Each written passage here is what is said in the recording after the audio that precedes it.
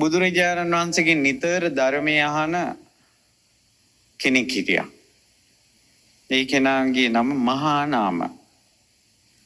මේ මහානාම බණ අහලා ඉවර වෙලා කපිලවස්තුවේ නගරයට යනවා. ඒ කාලේ වාහන ඇත්තු අශ්වයෝ කරත්ත. ඒතර එක ඇතෙක් නෙවෙයි මේ බලවත් අය ඇත්තු පිට යන්නේ ඉන්නේ. ඒතර ඇත්තු කුලප්පු වෙනවා. අශ්වයෝ කුලප්පු වෙනවා. රත වල ගැට ගාලා ඉන්න ගවයෝ කුලප්පු වෙනවා. පෙරහැරක ගෙනියන එක අලියේ කුලප්පු වුණාට පස්සේ එච්චර කලබලයක් නම් නිතර දෙවේලේ පාරේ අලිය ඇත්තු ගැවසුනාම කොහම අවුල් ඇතිද ඒ කාලේ?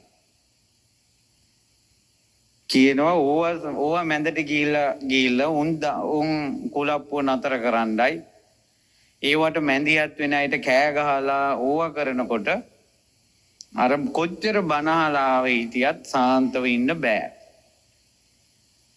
කොච්චර බුදුරජාන් වහන්සේ ළඟ හිටියත් උපාසකෙක් වගේ ඉන්න බෑ. කෑ ගහන්න වෙනවා, බනින්න වෙනවා, තරහ එනවා, ඔළුව අවුල් යනවා. නැති ඒවා ඔළුවට මතක් වෙනවා කියන්න. මෙයාට හිතුණා මගේ අම්මෝ මේ වගේ වෙලාවක මම මැරුණොත් එහෙම කොහේ උපදීද? කොහේ උපදීද මේ වගේ වෙලාවක මම මැරුණොත්? අර අවුල් ගොඩක් රණ්ඩු වෙන සද්දේ කරන ඔළුව අවුල් වෙච්ච වෙලාවක මෙයා බුදුරජාණන් වහන්සේගෙන් ඇවිල්ලා අහනවා ස්වාමීනි භාග්‍යතුන් වහන්සේ මම බුදුරජාණන් වහන්සේ ගැන පැහැදීමෙන් ධර්මයේ ගැන පැහැදීමෙන් සංඝයා ගැන පැහැදීමෙන් බුදුරජාණන් වහන්සේ ඇසුරු කරලා මනෝභාවනීය භික්ෂුන් ඇසුරු කළා හිත පහදවාගෙන යන කෙනෙක් මෙතනින්. අනේ ස්වාමීනි මේ නගරයට ගියාට පස්සේ කුලප්පු වෙන ඇත්තු අශ්වයෝ කරත මේ අවුල් සහගත මිනිස්සු දැන් බොහොම සංසිඳීමෙන් ඔබ එළියට ගිහිල්ලා පාරේ යනකොට ත්‍රිවිල් එකක් දෙකක් බයික් මෙයින් දානකොට යකෝ මොන්ට කියලා උන්ගේ ආත්මතු පරම්පරාව මතක් කරලා බැනලා යන්නේ. මේ බනහල යන ගමන් ඇත්තටම නුවණ තියෙන මිනිස්සෙකුට අවුලක් ඉන්නේ නැද්ද? අනේ මම බනහලා ආවා මේ මොළුව පිළිවෙලකට තියාගන්න දෙන්නේ නැහැ නේ මො කියලා මිනිස්සුන්ට හිතෙන්න බැරි. දෙක අහිංසක නැද්ද මේ හිතන එක? ඇයි මේ පාඩුවේ අපිට ඉන්න බැරි කියලා? අර බනහනකොට තියෙන සංසිඳීම හැමදාම තියෙනවා නම් කොච්චර හොඳද නේ?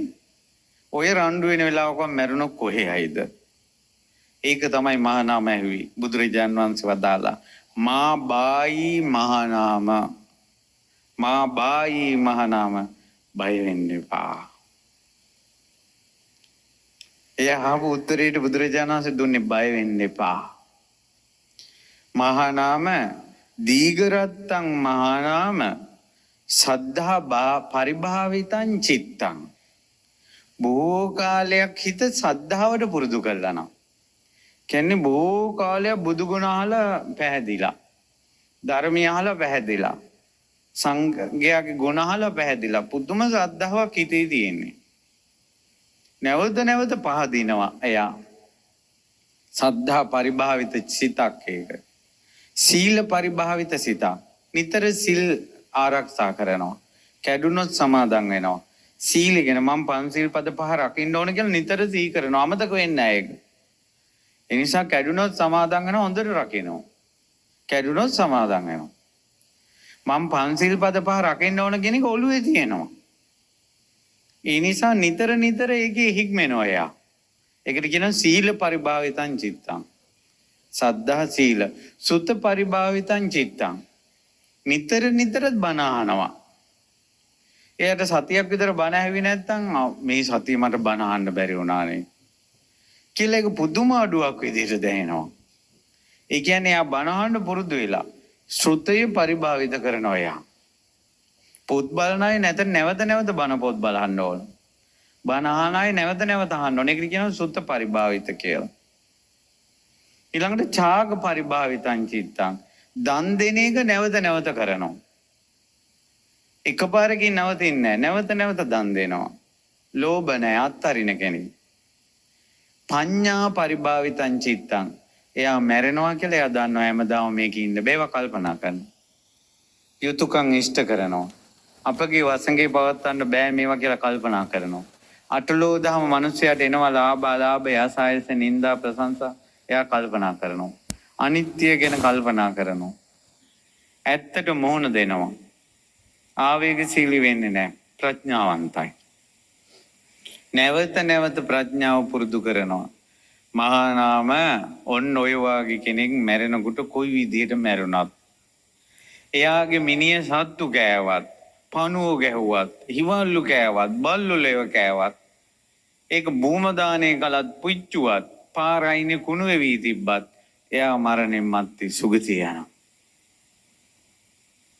ඒකට හේතුව මහා නාම සද්ධාව ඇති වෙන්න වෙන්නේ හිත උඩට යනවා. සීලය ඇති වෙන්න යට වෙන්නේ හිත උඩට යනවා. ශ්‍රුතේ බණ අහන්න හිත උඩට එනවා. දන් දෙන්න එයාගේ හිත උඩට එනවා. ඊළඟට ප්‍රඥාව පුරුදු කරන්න උද්දංගාමී හෝති විශේෂගාමී. හිත උඩට එනවා විශේෂත්වයටපත් වෙනවා. කොයි විදිහට මැරුණත් අවුලක් නැහැ කියෝ. මහා නාම ගිතෙල් හරි තෙල් හරි පුරවපු කලයක් වතුර ඇතුළට ගිහිල්ලා කුඩු කරනවා. අර කටු ටික ඔක්කොම බිමට වැටෙනවා. මේ වතුරේ ගිලෙනවා තෙල් ටික වේගෙන් උඩට එනවා. එනවද නැද්ද? ආන්නේ වගේ මහා නාම සද්ධා සීල සුත ත්‍යාග ප්‍රඥා පුරුදු කරපු කෙනෙකුට කොයි විදිහට මැරුණත් එයා සුගති උපදිනවා. මේ වළඳ මැටි උනාට ඇතුලේ තිබ්බේ ගිතෙල්. වළඳ විදියට හිතන්නකෝ ඔයාගේ ඇඟ. හිත විදියට හිතන්නකෝ අර තෙල් ටික ඔළුවේ තියෙන ටික අනුව තමයි ඔයා මරණින් මන්ති උපදින්නේ. හැම වෙලාවෙම අනුන්ගේ ඇද කුද නම් හොයන්නේ සකස් වෙයි. පල්ලහැටම යන්න. දරුවෝ ගැනම නම් 3 පැයේම හිතා ඉන්නේ. දරුවෝ ළඟම උපදී. කොයි විදිහට මැරුණා. පැහැදිලිද මම මේ කියන එක? ඉඩම් ගැනම නම් හිතා ඉන්නේ. දැන් අපි ඔය ආසන්න හේතු ගන්නවනේ. ඔය චුතිසිතට ගන්නවා මම මැරෙනකොට දුව මතක් වුණා ඒකයි මං මේ පෙරේතෙක් උනේ කියලා කියනවා කියන්නකො එයා කියන කතාවනේ. මැරෙනකොට දුව මතක් වුණා විතරක් නෙවෙයි ඉන්න කල්ම ඔය ගැනම හිතලා තියෙන්නේ. මට මැරෙනකොට ඉඩම ගැන මතක් වුණා ඒකයි මං ඉඩමේ ඉපදුනේ කියලා පෙරේතෙක් කියනවා කියන්නකො නෑ. ඉන්න කල් ඉඩම් ගැනමයි ඔය හිතා හිටියේ. එයාගේ ඔළුවේ තිබ්බේ ඒවා. කාම ප්‍රේතය උපදිනවා මම මැරෙනකොට කාමුක දෙයක් මතක් වුණා ඒකයි මම මෙහෙම ඉපදුනේ නෑ ඉන්න කල්ම රාගෙන් පිච්චි වල්කමමයි හිතුවේ ඒකයි යාට මැරෙන වෙලාවෙත් ඒකම එන්නේ ඔළුවට. ඒ නිසා පින්වතුනි දැන් බුදුරජාණන් වහන්සේ දේශනා කළා තියෙනවා මේ ධර්මයට ගොඩක් කැමති. ධර්මයේ නිතර ඉගෙන ගන්න සුතා දතා වචසාය පරිචිතා මනසානුපෙක්කිතා. හොඳට නුවණින් විමසලා මනසෙන් පුරුදු කළා වචනෙන් පුරුදු කළා ධර්මයේ හොඳට ශ්‍රද්ධාවෙන් ඉගෙන ගන්න කෙනෙක් මැරෙනකොට සිහිමුලා වෙනවා කියනකො පිස්සු හැදිලා මැරෙනවා. එයා දෙව්ලොව උපදිනවා. මැරෙන විදිහ නෙවෙයි කිව්ව බලපාන්න. එයා බොහෝ කාලයක් සුත පරිභාවිතයි. ධර්මයේ හොඳට දරාගෙන හිටියා. ඒ නිසා මැරෙනකොට මොකක් මතක් වෙයිද කියලා මැරෙන තැනට හැම ගිනුමම දාන්න එපා. දැන් මං ජීවත් වෙන්නේ හොඳින්ද නරකින්ද කියලා බලන්න. ඔයා දැන් ජීවත් වෙන විදිය අනුව මේ වෙනකොටම ඔයාගේ දිව්‍ය ලෝකේ හෝ අපායේ දැම්ම ඇදිලා ඇති. හැබැයි ඔයා තව පින් කරන්න ඔයාගේ හිත හොඳ පැත්තට හැදෙනවා. ඔයා පව් කළොත් නරක පැත්තට හැදෙනවා. හැබැයි ජීවිතේ වෙනස් කරගන්න පුළුවන්. සද්ධාව පුරුදු කරලා සුතේ පුරුදු කරලා ත්‍යාගය පුරුදු කරලා ප්‍රඥාව පුරුදු කරලා කොයිතරම් පව්කම් කෙරෙලා තිබුණත් එයාගේ අතින් වරදින් අත්මිදිලා බුදුරජාණන් වහන්සේ ගැන ධර්මයේ ගැන සංඝ රත්නය ගැන සද්ධාව තියෙනවා නම් ඔබ උඩට උස්සලා ගන්නවා ඒ ශ්‍රද්ධාවෙන්.